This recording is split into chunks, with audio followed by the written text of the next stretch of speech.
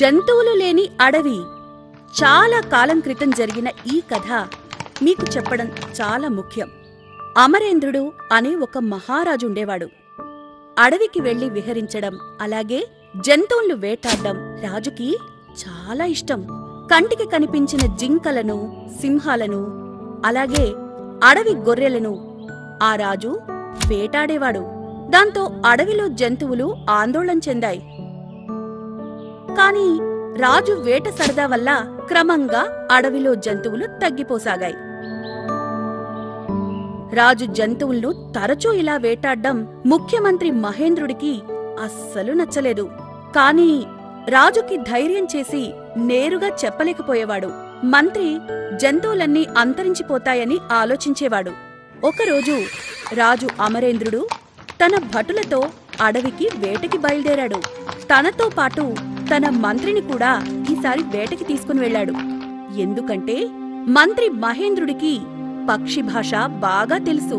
అడవిలో వెళ్తూ ఉండగా ఒక చెట్టు కొమ్మ మీద కూర్చొని రామచిలుకలు మాట్లాడుకోసాగాయి. రాజుకి ఏమీ అర్థం కాలేదు. అందుకని తన మంత్రి మహేంద్రుణ్ణి ఇలా అడిగాడు. మంత్రిగారు, ఆ రామచిలుకలు ఏం మాట్లాడుకుంటున్నాయి, చెప్పగలరా?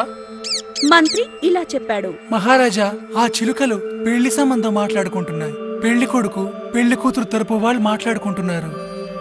రాజు, అవునా? చాలా సంతోషించే విషయం. కానీ అలా గట్టిగట్టిగా ఎందుకు గొడవ చేస్తున్నాయి?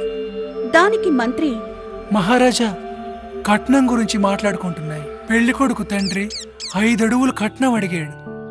అది కూడా జంతువులు లేని అడవులు అడుగుతున్నాడు. దానికి మహారాజు, అవునా, వీటికి కూడా కట్నాలుంటాయా అని అడిగాడు. మంత్రి, అవును మహారాజా, పెళ్లి కూతురు తండ్రి మగ పెళ్లి వారితో ఇలా అంటున్నాడు సంతోషంగా, 5 అడుగులు కాకపోతే 10 అడుగులు కట్నంగా తీసుకోమని. దానికి రాజు ఆశ్చర్యంగా, అవునా, దానికి పెళ్లి కొడుకు తండ్రి ఏమన్నాడు అని మంత్రిని అడిగాడు. మంత్రి రాజుకు, పెళ్లి కొడుకు తండ్రి పెళ్లి కూతురు తండ్రితో ఇంత తక్కువ సమయంలో 10 అడవుల్లో జంతువులు లేకుండా ఎలా చేయగలరు, ఎలా ఇవ్వగలరు అని అడుగుతున్నాడు.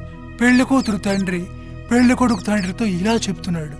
ఈ రాజ్యంలో అమరేంద్రుడనే రాజున్నాడు. ఆ రాజుకి వేటంటే చాలా ఇష్టం. ఆయన తరచూ వేటకి అడవికి వస్తూ ఉంటాడు. అలా ఆ మహారాజు అస్తమానం అడవికి వస్తూ ఇలాగే వేటాడితే అడవిలో ఉన్న మొత్తం జంతువులు, పక్షులు మాయమవడం ఖాయం అని చెప్తున్నాడు మహారాజా అని వాటి సంభాషణ మొత్తం చెప్పాడు. ఇదంతా విన్న మహారాజు అమరేంద్రుడు తాను చేస్తున్న తప్పుని గ్రహించాడు. తన వేట సరదా వల్ల జంతువులకి ఎంత నష్టమో అర్థం చేసుకుని తను వేటాడే విల్లుని పక్కకు పడేశాడు. ఇకపై వేట కోసం అడవికి రాకూడదని ప్రతిజ్ఞ చేసుకుని తన పరివారంతో తిరిగి తన రాజ్యానికి వెళ్లిపోయాడు. పిల్లలు, ఈ కథలో నీతి మీకేం తెలిసింది? ప్రతి జీవికి జీవించే హక్కుంటుంది. అది మనుషులైనా, జంతువులైనా, పక్షులైనా జీవులతో కారుణ్యంగా ఉండాలి. మరి ఇలాంటి మంచి మంచి పద్యాలు, పాటలు, కథలు చూడాలనుందా? ఇంకెందుకు ఆలస్యం? వెంటనే మీ అమ్మా నాన్నలకు చెప్పి మాకు సబ్స్క్రైబ్ చేయించరా? ఈలోగా మేము మీకోసం బోలెడు వీడియోలను తయారు చేసే ప్రయత్నంలో ఉంటాం. అంతవరకు సెలవా మరి. టాటా.